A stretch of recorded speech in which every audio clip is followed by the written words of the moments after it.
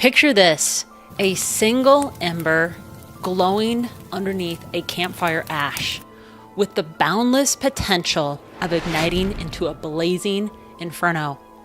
Welcome to Embers Rising, where sparks meet the oxygen of possibilities and the relentless pursuit to reinvention. This is a question that I get asked all the time. How do I reinvent myself? How do I transform and nurture my inner fire? How and where do I get started? And this is what I want to talk to you about today. And I'm super fired up for this conversation because I feel like so many times in my life, I've had to reinvent myself when I didn't even know I was reinventing myself, where that thing in the background of my life pushed me so much that I was forced to make a change. So, when I think about rising from the ashes and all those places that I've had to continue to reinvent myself, continuously crafting our brightest blazes from the embers of yesterday, because that's the experiences that we're walking on, including any of the detours that led you here today. Hey, aloha, it's your friend Wendy. I'm going to imagine us sitting at a campfire in the mountains near a lake underneath the stars, and it's just you and me today talking about how to reinvent your life. If this is the first time listening to the Embers Rising podcast, I welcome you. My name's Wendy J. I'm an old soul guided by inner whispers, pursuing my dreams and constantly reinventing myself. My inner fire has led me to adventure guiding all over the world, had me racing mountain bikes like a pro, building green earth sustainable homes before it was a cool thing, and chasing my dreams all the way to the Hawaii shores. And through it all, I'm on the never-ending quest to build a healthy and downright incredible relationships with people and couples, all while spreading aloha and kindness wherever I go. So in this episode, I want to share how we can fan the flames a little brighter to move the inner fire that's in you to reinvent and help you in your life. Let's go back to the question, how do I reinvent myself? Where do I get started? First of all, you have to start by listening to the inner whisper.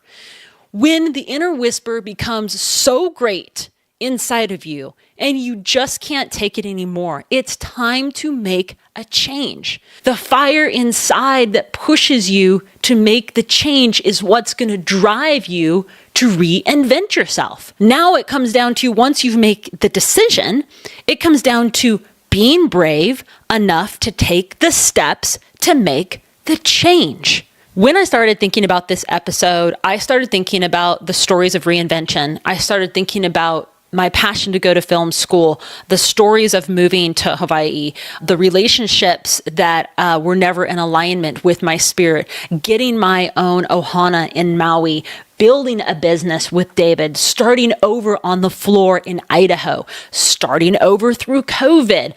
All of these stories I started thinking about, and I kept thinking to myself, what is the number one story out of all of these that's going to be relatable, that will help and shift you move in your life? So I thought to myself, okay, the one thing that's everyone probably can relate to is the story that I don't want to tell, which is leaving a relationship that didn't work out for me, and how I let my dream of acting remain a thought in my head and I allowed someone else to be the priority instead. So I want to share that story with you because I want to dive in on how to get there, how to actually make the steps to get there, so you know.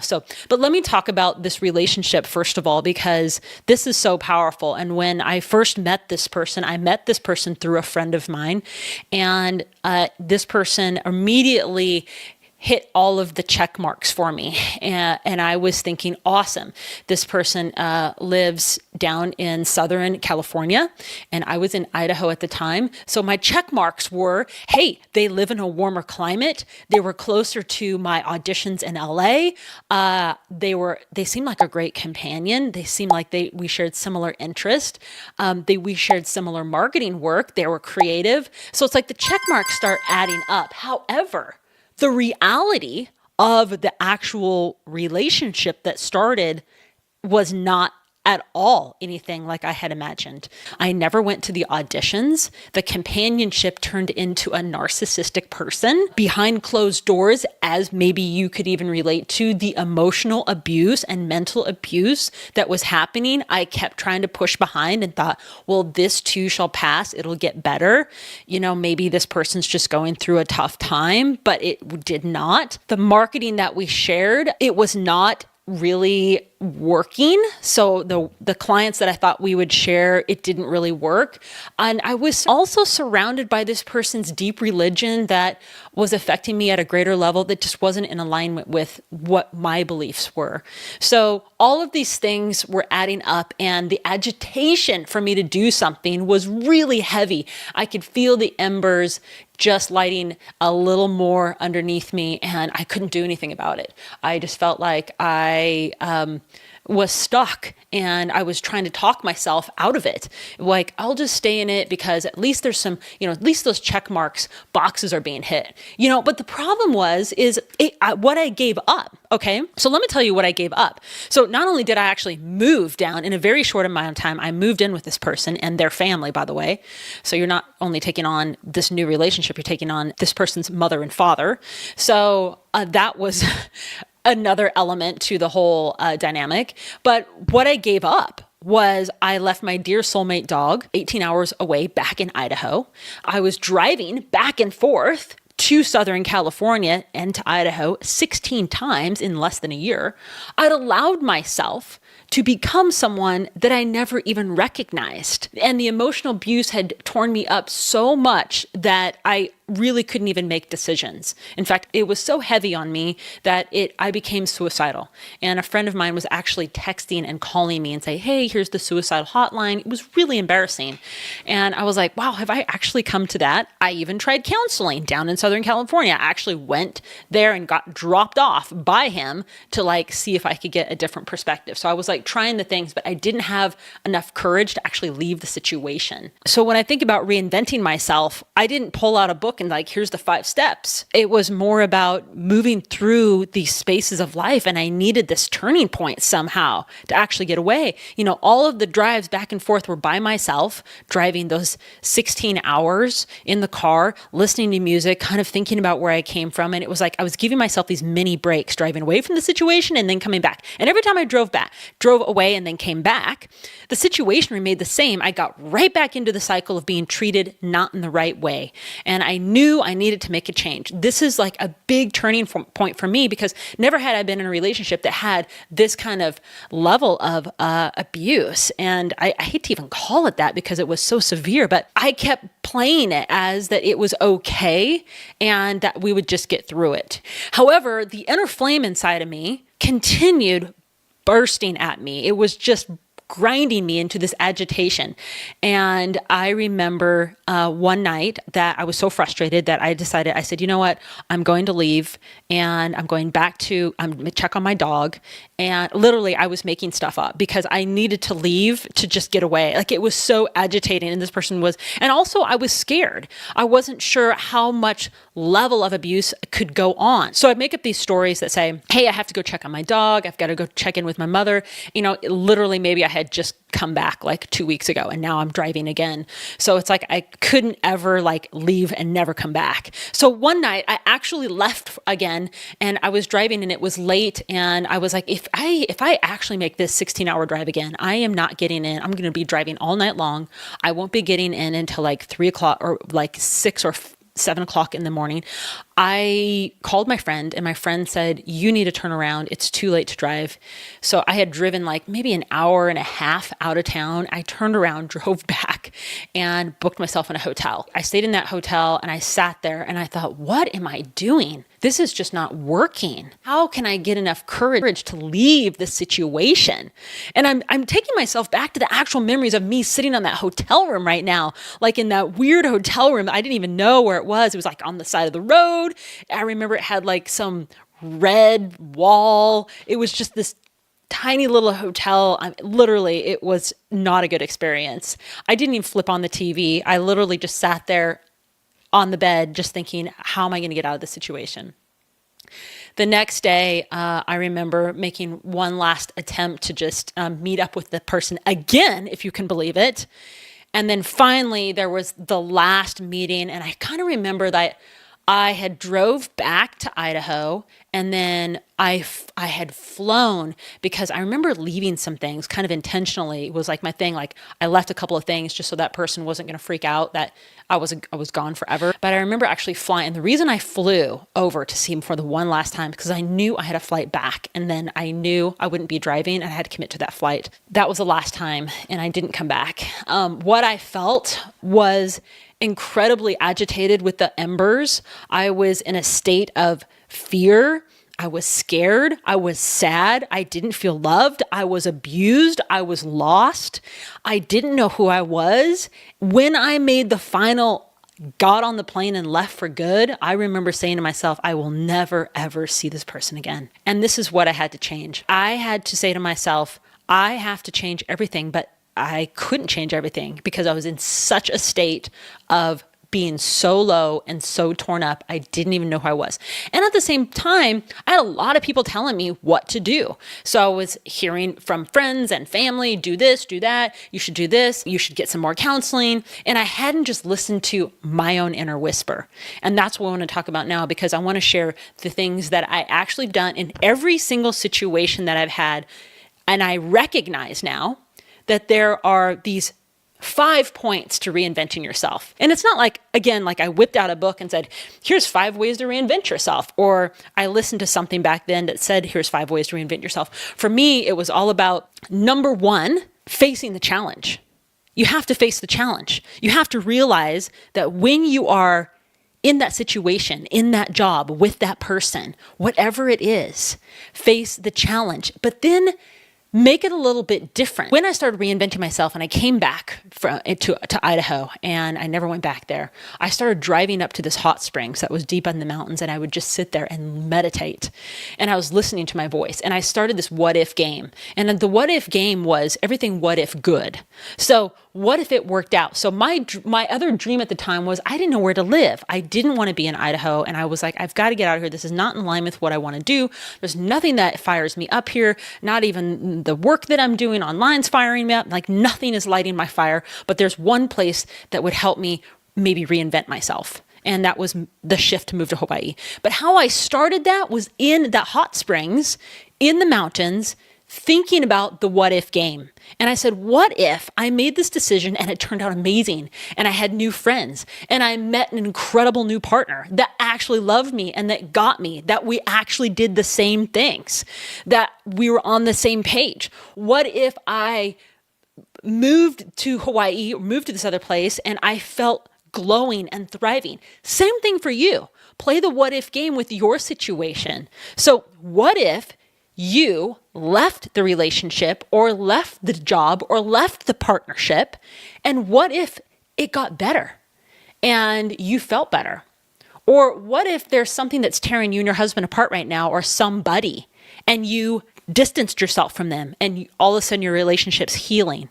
What if? That's happened to David and I. So play the what if game. I call it face the challenge, because face the challenge, like, yeah, here's the challenge. It could go this way, it could go that way, but play the what if game. So ask yourself the what if positive, and you never know. So that's the start. The second one is you've got to get away from anything that's harmful, disruptive, causing you agitation, because you've got to listen to that inner voice. Remember, the inner whisper, the ember that's glowing, is your signal that you need to fan the flame. We wake up every day because we have embers that are giving us life force. We have an energy that's here giving us a life force. So there's something that's glowing inside of you that's causing you to wake up every day. Whether you're a mother and it's your children, whether it's your career, whether it's this thing that you want to do that you're not doing right now, whether it's a relationship, whether it's traveling, playing guitar, anything. But before you can actually start the steps, you've got to get away from the distractions. You got to get away from the things that's causing you the agitations. No matter what. No matter what. We were in a situation earlier this year. Incredible friend, incredible partnership, great money. Well, not super great, but it was something. It was kind of where we were making before in our agencies. However, it was a place that we thought we believed in, and it didn't work out. So no matter what, but what it was doing was causing Dave and I a lot of friction, and we had to make a change. So we went through this same thing that I'm talking about, is reinventing yourself through these same ways. We faced the challenge, and then we played the what if game. So get away from anything that's causing you an agitation. Move away from it. You'll love this one. So when you become the convenience for someone else, and you know what I mean. Have you ever had a friend that you're there for them 100%, but they're not there for you? But they make it when it's convenient for them, then they call you.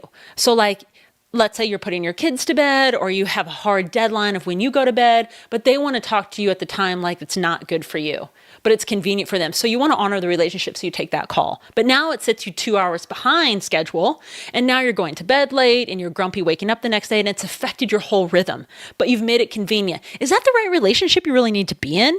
Because it's only convenient for them? This is a sign. They don't really know who you are and how you operate. So move away from people and situations that are not healthy. So number 1, face the challenge. Number 2, get away from anything that's a distraction. Number 3, drive forward. I love this one because the situation that you have that's not great, you can drive away and imagine it in the rearview mirror. Drive forward, because when you drive forward, you are leaving something behind that's no longer serving you at the time. So maybe the relationship that you've been in for 11 years or 9 years or 5 years has been great up until the point where it's not been great. And now you need to make a change, or the ember's burning. There's something there. So now it's like drive forward. So drive forward, it can even mean, hey, I really want to do this thing. That's my career. I want to live in Italy for the next 2 years. Like, do it. There's no time better than now, and follow the flame. The other thing I have to remind us about is you've got to believe. Believe in God, believe in universe, believe in whatever suits you. You have to find something that you believe in. That's so important. And then drive, fly, let go of the thing that is making you mad and move forward. So I think that's so important. Number 3, drive forward, drive forward. I just think drive forward in your actions. Physically, I imagine myself driving away and the experience in the rearview mirror getting further and further away, or flying away, but drive forward. And number 4 is follow the voice. So now that you've made the decision, like I'm going to make the move, so now you got to follow the voice. So what is the voice telling you? What is that ember that's burning in the background saying to you? Right? So this is the exciting part. I love this part because you can reinvent yourself at any age. I want to share a story of an incredible mentor that I worked with named Bert Goldman. He's a world-renowned meditation master, a spiritual coach, and a mind power expert. He created an incredible program with Mind Valley called Quantum Jumping. And he's been in entrepreneurship continuously into his 80s. So anything is possible. If you're thinking about, hey, I'm 40 and I'm afraid to reinvent myself, you can do it. You can do it. Grab the power that you have and do it. No matter what, take on that life force. Like, make it happen. Anything is possible. And number 5 is so important. You have to educate and nourish your mind. Do things that soothe your soul. Read books, listen to podcasts, watch positive inspiration. Find ways to start making time for what matters, slow down, and fan the flames. You know those days when you are having a sick day? You're like having that first sick day and now you're kind of over the hump, and maybe it took 2 days. And that second day, you actually got more work done, like more things that you wanted to do. That's what I'm talking about. I had a sick day the other day, and I had so much opportunity to take care of what I really wanted to do. I finished some courses that I've always wanted to finish. Through storytelling, I was excited about that. I got through some other emails that I really wanted to get back to some people. So anything's possible. Nourish your mind, start making time for what matters, slow down, fan your flame. And the important thing is to get perspective. Once you've started the move to reinvent yourself. Now it's time to get perspective in everything that you're doing. Maybe you have a dream to open a boutique wine shop. Go to a vineyard, go to a boutique wine shop. Maybe there's a class on how to get yourself educated to open something like that up. Maybe you know that when you can take the steps, you can help get the support you need to make the transition to reinvent yourself for that thing that you would love, that you drive. The most important is, if we never slow down enough, we'll never be able to reinvent ourselves. And sometimes, like I shared in my story of leaving a relationship that didn't serve me, that's a really big move. I really had to dive into something. I did super fast, and then I left within less than a year because it was so uncomfortable for me. But I made a change, and usually I'm pretty keen about knowing when something's not right, and I feel this in the background. For you, whatever that is, make yourself feel good in this life, because this is all we have. So as we're sitting underneath these stars, having this conversation together, I'm excited to share and listen with you on your next story of reinvention. Here's the thing. There's 8 billion people on this planet, and you're not the only one going through the thing that you want to change. So pick a new destination, pick a new version of yourself, upgrade your own software. It's time. You can do it. Grab hold of the inner fire that you have and believe. Believe in who you are. Believe in yourself. Find the courage no matter what. And if someone has not yet told you today, I believe in you. I believe in your ability to figure it out, to create a better life, to reinvent yourself. And the next time that we're sitting at this campfire, I'll be excited to hear your story of reinventing yourself. So if you're listening to this, drop me a comment and let me know what you're working on. Share your success story with me. I can't wait to be your friend and listen up on what the ideas and passions and the bravery and courage that you've had to have to make the next step. So until next time, don't only keep those embers burning, man. Fan those flames to success for yourself and live the life you deserve. I believe in you. Aloha.